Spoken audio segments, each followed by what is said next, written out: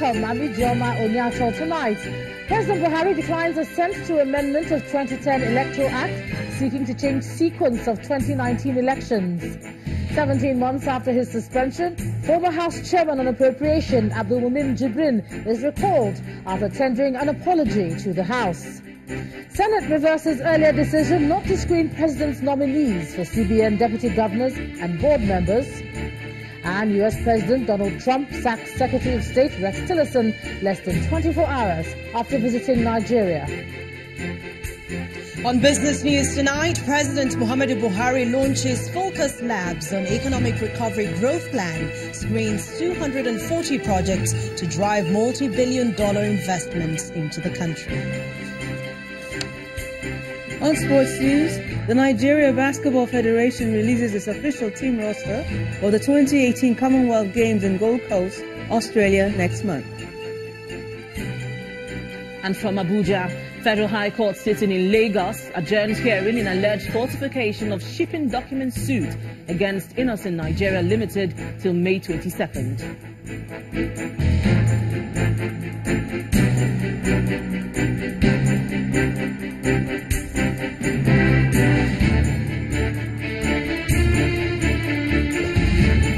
We begin tonight with President Buhari's letter to the National Assembly withholding assent to the amendment of the 2010 Electoral Act, which seeks to change the sequence of the election. In the letter, the President explains that he is declining assent to such an act, which he believes may infringe on the discretion of INEC to organize, undertake and supervise all elections as provided in the Constitution. Our correspondent Linda Akigbe reports. It's the first legislative session of the week. New health law that has not... As soon as plenary begins, lawmakers immediately go into a closed-door meeting. 30 minutes later, the closed-door session ends, and it becomes apparent why lawmakers had to discuss privately. Senate President Bukola Saraki reads a letter from President Buhari where he declines assent to the amendment of the 2010 Electoral Act. The National Assembly, in one of the amendments to the Electoral Act, has set the sequence for general elections in the country, scheduling the National Assembly election first, to be followed by governorship and state houses of assembly elections, and finally the presidential election. The amendment to the sequence of the elections in Section 25 of the Principal Act may infringe upon the constitutionally guaranteed discretion of the Independent National Electoral Commission to organize, undertake, and supervise all elections provided in Section 15A of the third schedule to the Constitution.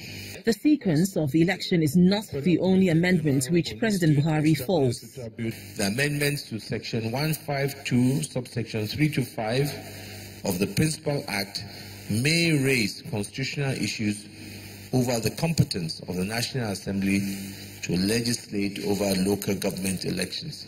The National Assembly, according to Section 58, subsection 5, can override the President's veto with two-thirds votes of both chambers.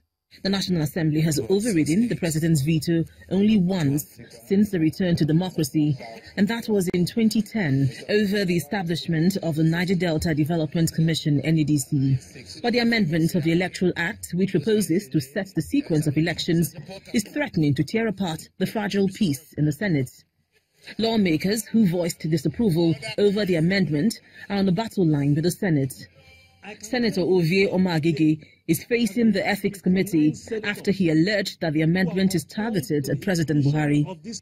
Another critic of the amendment, Senator Abdullahi Adamu, is facing a series of allegations after he voiced his disapproval. In a statement addressing recent allegations of plans to destabilize the Senate, Senator Adamu states he has done nothing to bring the upper chamber to ridicule, and his only crime was to caution against what he terms as increasing show of disrespect to the person and office of the President.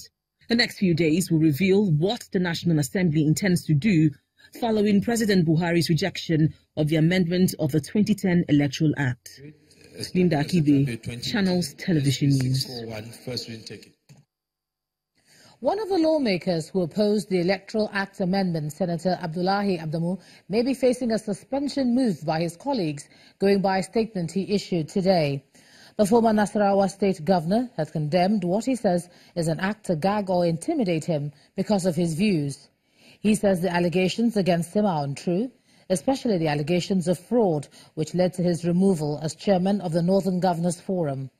The senator states, quote, "I have also heard what I consider to be rumours to the effect that the Senate plans to suspend me.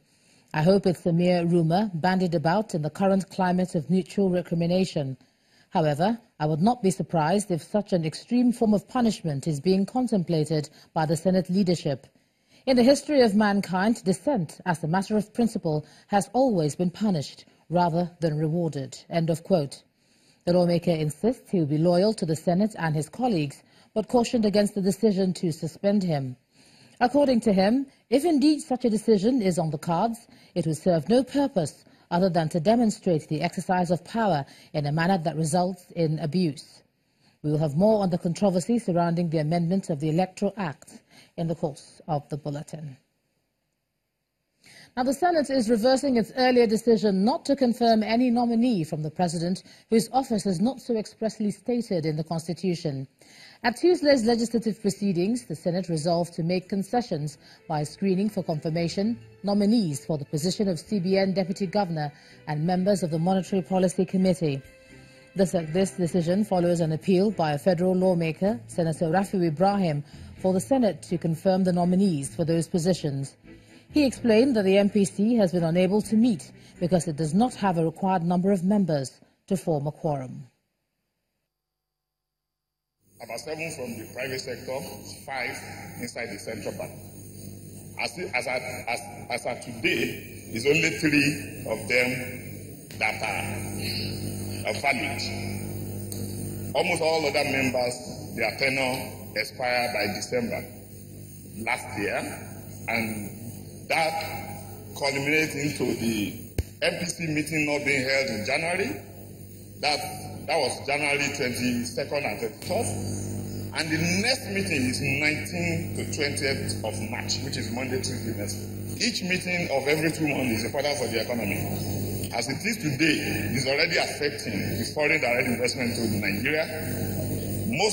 Some foreign portfolio investment are already leaving, some that are supposed to come are not coming. So we just want to appeal that we take only the aspects that affect the Monetary Policy Committee, which is the independent members and the 2 deputy governors that are members of MPC, so that the MPC can continue to sit to direct the affair of the financial sector, which is the heart of Nigerian economy. Chairman of Banking, please ensure that you complete that process so you can give the necessary support in this issue of MPC and the deputy governor so that the central bank continue to play its own role in the economy. I thank you. To the lower house now. The suspension of the former chairman, House of Representatives Committee on Appropriation, Abdulmumin Jibrin, has been lifted by the House. While presenting a letter from the suspended lawmaker to the House, the Speaker, Yakubu Dogara, announced that Honourable Jibrin had met all conditions necessary for him to resume his duties if he so wishes.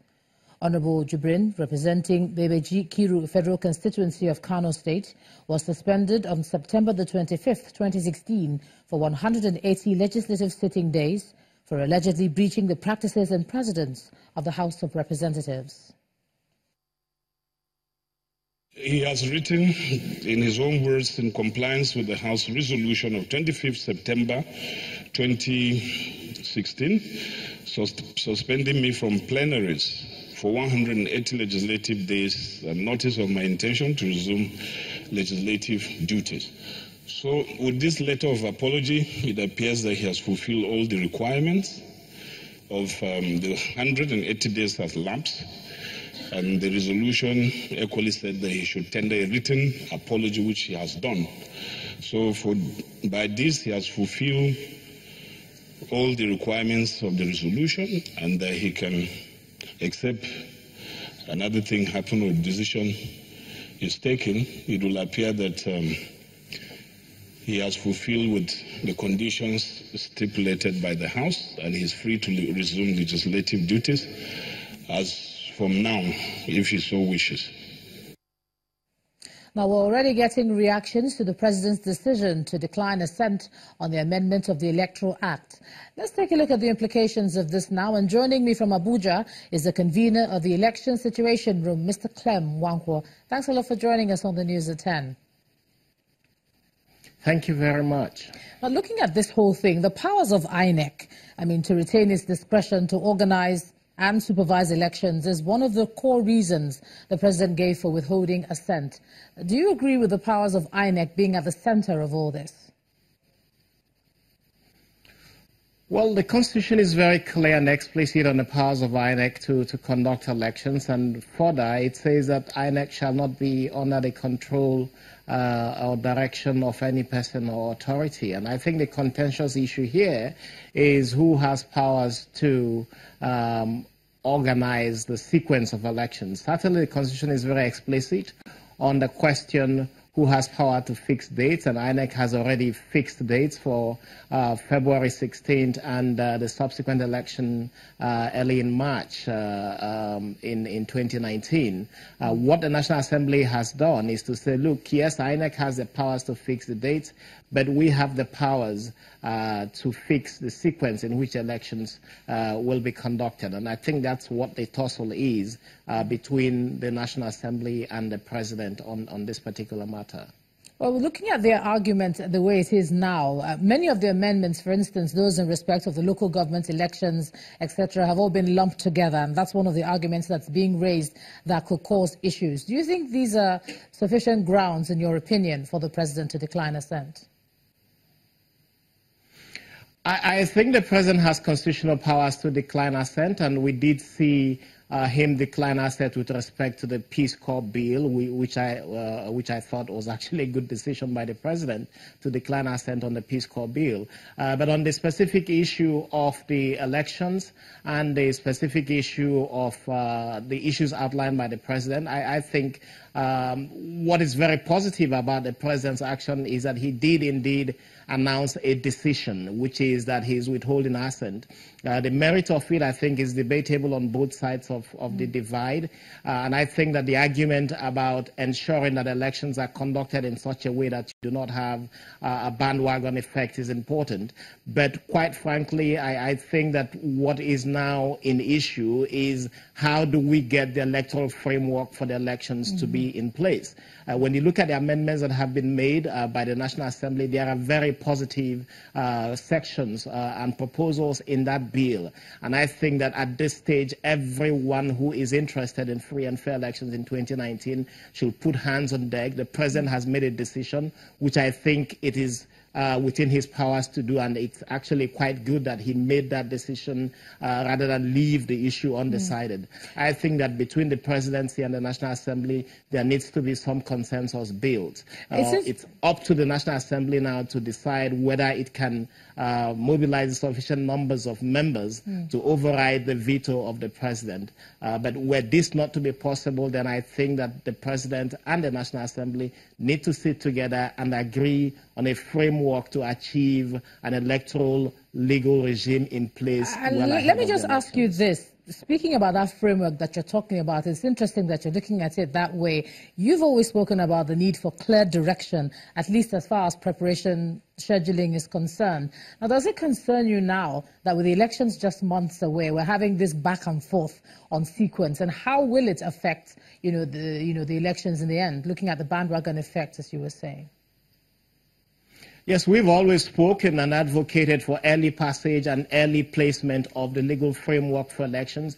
This work on the Electoral Act amendments have been going on, including the constitutional amendments provisions that impact on the elections. Work has been going on this for the last 2.5 years, and I think it's disappointing that with less than a year to the elections, in violation of international standards, we are still talking about the legal framework for elections. And that's the point I make, that now it's not the time for recrimination between other sides. Now is the time for all sides to take a decision and decide that this issue needs to be resolved as urgently as possible. It is a national crisis that we are faced with. National Assembly has incorporated in the amendments proposals that have been made, very good proposals from the Independent National Electoral Commission, from civil society, and from stakeholders in the election. And we can't allow this to be thrown away with the bathwater, as is said. So I think that this is the time for all persons to come together and put pressure on both the President and the National Assembly to agree on a consensus on what needs to be taken forward with ensuring that we do have an Electoral Act in place. All right, the convener of the Election Situation Room, Mr. Clem Wankwa, thanks for sharing your thoughts with us on the news at 10 tonight. In part 2, after the break, suspected herdsmen killed at least 25 people in Dundu community of Basa, local government area of Plateau State. Residents flee their homes. That's in a moment. Please stay with us.